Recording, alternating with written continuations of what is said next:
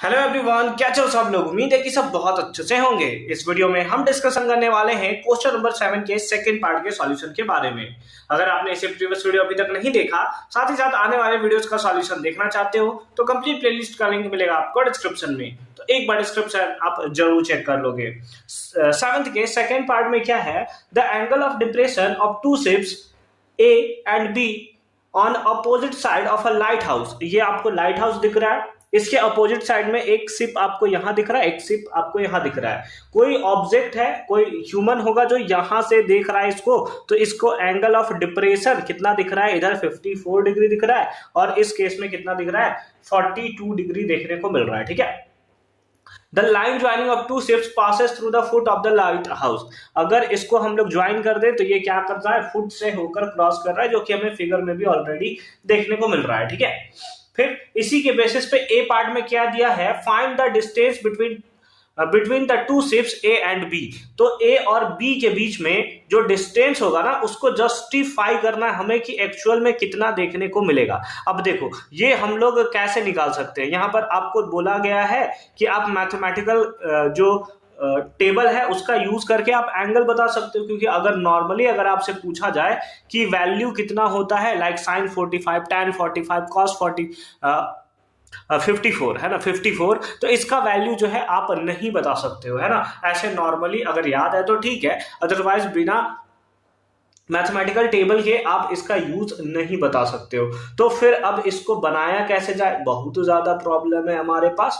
अब देखो हमें क्या करना है, डिस्टेंस निकालना है। डिस्टेंस निकालना है, इसका मतलब अगर किसी तरीके से हम ये डिस्टेंस निकाल दें और ये डिस्टेंस निकाल दें, दोनों को ऐड कर देंगे और बिल्कुल हम लोग इसे निकाल सकते हैं। कैसे, अगर हम लोग tan थीटा लगा दें तो tan थीटा इक्वल्स टू क्या होता है, परपेंडिकुलर बाई बेस। यही होता है, परपेंडिकुलर हमारे पास है, बेस निकल जाएगा। तो सिंपल फॉर्म में हम लोग चलेंगे किस, इन ट्राइंगल। इसका कुछ नाम दे दिया जाए, क्या नाम दे देंगे इसको, है ना। इसका नाम हम लोग डी देते हैं, सपोज ABCD है, ज्यादा अच्छे से हमें नजर आएगा। ठीक है। तो इन ट्राइंगल किसमें, ADQ या CDA या ACD, है ना, इन ट्राइंगल ACD, इसमें हमें क्या देखने को मिल रहा है कि एंगल D कितना है, 90 डिग्री के इक्वल हमें देखने को मिल रहा है। तो सिंपल फॉर्म में हम लोग फॉर्मूला लगा सकते हैं, tan थीटा के सामने वाले साइड्स को परपेंडिकुलर बोलते हैं, यानी कि CD बाई बेस कौन सा हो गया, दैट इज AD। अब tan थीटा का वैल्यू कितना है, तो आप बोलोगे सर ये तो है 54 डिग्री इक्वल्स टू CD का वैल्यू कितना है, that is 100 divided by AD हमने लिख दिया इधर। यही AD एक्चुअल में हमें फाइंड आउट करना है।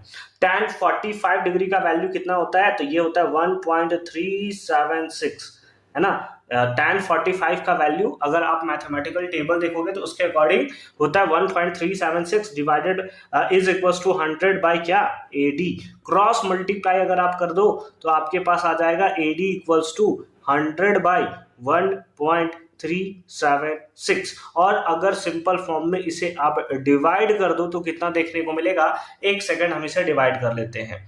100 डिवाइडेड बाई 1.376, तो ये आ रहा है 72.67। इतना क्या मीटर, क्योंकि यूनिट इसका मीटर में है। लेकिन अभी हमें कौन सा डिस्टेंस निकला है, तो जस्ट ये वाला डिस्टेंस हमारे पास निकला है। हमें तो ये डिस्टेंस भी चाहिए, तब तो जाकर हम लोग टोटल डिस्टेंस बता पाएंगे। तो नेक्स्ट लिखेंगे नाउ किसमें, इन ट्राइंगल। इस बार कौन से ट्राइंगल में, तो BCD। किस ट्राइंगल में, दैट इज BCD। यहां पर अगेन एंगल D कितना देखने को मिल रहा है, दैट इज 90 डिग्री के इक्वल आपको देखने को मिल रहा है। यहां पर भी सेम फॉर्मूला लगा दो, tan theta is equals to perpendicular by base, यानी कि CD बाय बेस कौन सा होगा, that is BD। That is कितना, BD।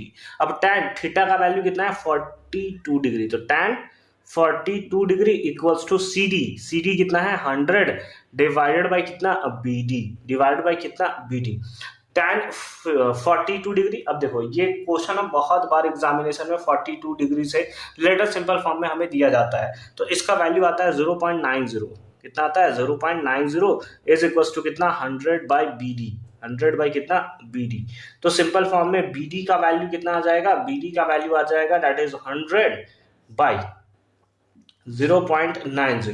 तो सिंपल फॉर्म में BD कितना आ गया, BD 100 डिवाइडेड बाय 0.90, तो ये आ रहा है 111.11। इतना क्या, इतना मीटर आपको देखने को मिलेगा। लेकिन क्या हमें ये चाहिए? तो नहीं, हमें ये भी नहीं चाहिए, हमें तो चाहिए टोटल डिस्टेंस AB। तो लिख देंगे देयरफॉर AB, है ना, AB इक्वल्स टू क्या लिख सकते हैं, that is AD plus BD, है ना, AD प्लस BD।